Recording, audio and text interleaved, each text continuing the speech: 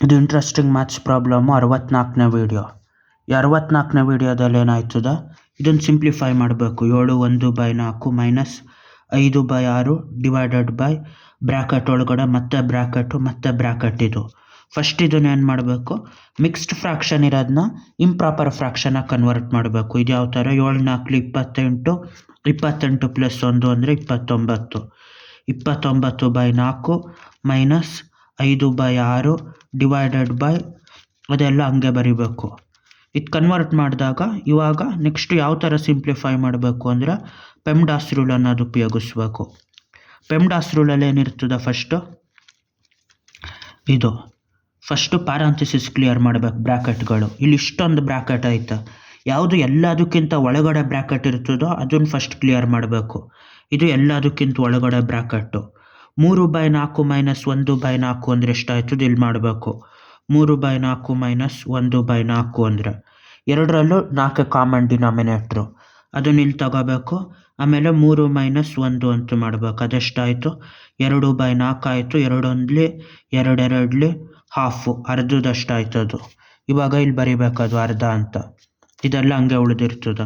ಯಾವ ಥರ, 29/4 ಬ್ರ್ಯಾಕೆಟಲ್ಲಿ 5/6 divided by 1/3 minus half, ಒಂದೇ ನಂಬರಲ್ಲಿ ಉಳಿದಿದ್ದು ಪೂರ್ತಿ. ಅವಾಗ ಬ್ರ್ಯಾಕೆಟಿಂದ ಆಚೆ ಬಂದಿರ್ತದೆ, ಟೈಮ್ಸ್ ಆಫ್ ಹಾಫು.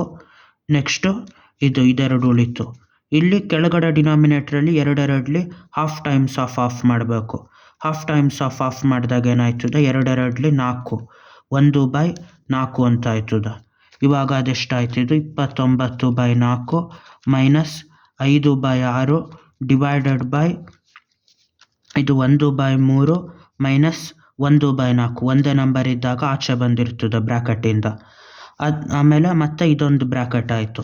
ಇವಾಗ ಇದನ್ನು ಸಿಂಪ್ಲಿಫೈ ಮಾಡಬೇಕು. 1/3 ಮೈನಸ್ 1/4 ಅನ್ನೋದು 3 4ರದ್ದು ಕಾಮನ್ ಎಲ್ ಸಿ ಎಮ್ ತೆಗಿಬೇಕು.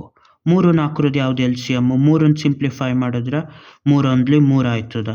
4ನ್ನು ಸಿಂಪ್ಲಿಫೈ ಮಾಡಿದ್ರೆ 2 2 4 ಅಂತ ಆಯ್ತದೆ. 3ಕ್ಕೆ 3 1 4ಕ್ಕೆ 2 square times of 1. L C M ಎಷ್ಟಾಯ್ತದೆ ಅದೆರಡಕ್ಕೂ, ಎರಡರಲ್ಲೂ ಯಾವುದೇ ನಂಬರ್ ಒಂದು ಸತಿ ಇದ್ರೂ ತೆಗ್ದಿರ್ಬೇಕು. ಅದು ಒಂದನ್ನು ಬಿಟ್ಬಿಟ್ಟು, ಒಂದು ಮಾಮೂಲಿ ಇರ್ತದೆ. ಎರಡರಲ್ಲಿ ಯಾವುದು ಹೈಯೆಸ್ಟ್ ಪವರ್, 2 ಸ್ಕ್ವೇರು. ಆಮೇಲೆ ಇನ್ಯಾವ ನಂಬರ್ ಆಯ್ತು, 3 ಆಯ್ತಾ, ಅದರಲ್ಲಿ ಹೈಯೆಸ್ಟ್ ಪವರ್ ಅದೊಂದೇ ಇರೋದು 3. 2 2 4, 2 2 4 ಆಯ್ತದೆ. 4 ಟೈಮ್ಸ್ ಆಫ್ 3, 4 3 12 ಆಯ್ತದೆ. 12 ಅದ್ರದ್ದು ಎಲ್ ಸಿ ಎಮ್ಮು. ಇವಾಗ ಯಾವ ಥರ ಸಿಂಪ್ಲಿಫೈ ಮಾಡೋದು, 1/3 minus 1/4 common L C M ತಗೋಬೇಕು ಕೆಳಗಡೆ. ಇವಾಗ ಈ ಕಾಮನ್ ಎಲ್ ಸಿ ಎಮ್ ಆಗೋಕ್ಕೆ ಎಷ್ಟರಿಂದ ಗುಣಿಸಿರೋದು ನೋಡಬೇಕು. 3 4 12, 3ನ್ನು ಡಿವೈಡ್ ಮಾಡಿದ್ರೆ ಎಷ್ಟಾಯ್ತು, 4 ಆಯ್ತದೆ. 3 4 12, 4ರಿಂದ ಗುಣಿಸಿದ್ದಕ್ಕೆ ಕೆಳಗಡೆ 12 ಆಯಿತು. ಅಷ್ಟೇ ಮೇಲಕ್ಕೂ ಗುಣಿಸ್ಬೇಕು. 3 4 12, 1 4 4 ಮೈನಸ್ ಇದರಲ್ಲಿ ಹೊಡಿಬೇಕು. ಇವಾಗ 4 3 12, 4ನ 3ರಿಂದ ಗುಣಿಸಿದ್ದಕ್ಕೆ 12 ಆಯಿತು. ಅದೇ ನಂಬರ್ನ 1ಕ್ಕೆ ಗುಣಿಸ್ಬೇಕು. 3 1 3, ಇವಾಗ ಎಷ್ಟಾಯಿತು, 1/12 ಆಯಿತು. ಅದು ಅಲ್ಲಿ ಸಿಂಪ್ಲಿಫೈಡ್ ವ್ಯಾಲ್ಯೂ 1/12. ಅದೆಷ್ಟು, 29/4 ಮೈನಸ್ 5/6 ಡಿವೈಡೆಡ್ ಬೈ ಇಲ್ಲಿ 1/12, ಒಂದೇ ನಂಬರ್ ಉಳಿತು, ಅದು ಆಚೆ ಬಂದಿರ್ತದೆ ಬ್ರ್ಯಾಕೆಟಿಂದ. ಇವಾಗ ಅದನ್ನು ಮಾಡಬೇಕು. 5 divided by 6 divided 5/6 divided by 1/12 ಅಂತ. ಇದು ನಿಜವಾಗಿ ಯಾವ ಥರ ಅಂದರೆ ಬರೋದು, 5/6 ಹೋಲ್ ಡಿವೈಡೆಡ್ ಬೈ 1/12 ಆಗಿರ್ತದೆ.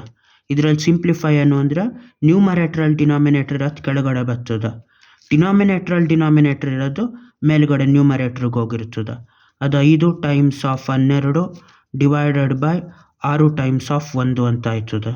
ಇವಾಗ ಇದನ್ನು ಡಿವೈಡ್ ಮಾಡಬೇಕು. 6 1 6 2 12 ಅಂತ.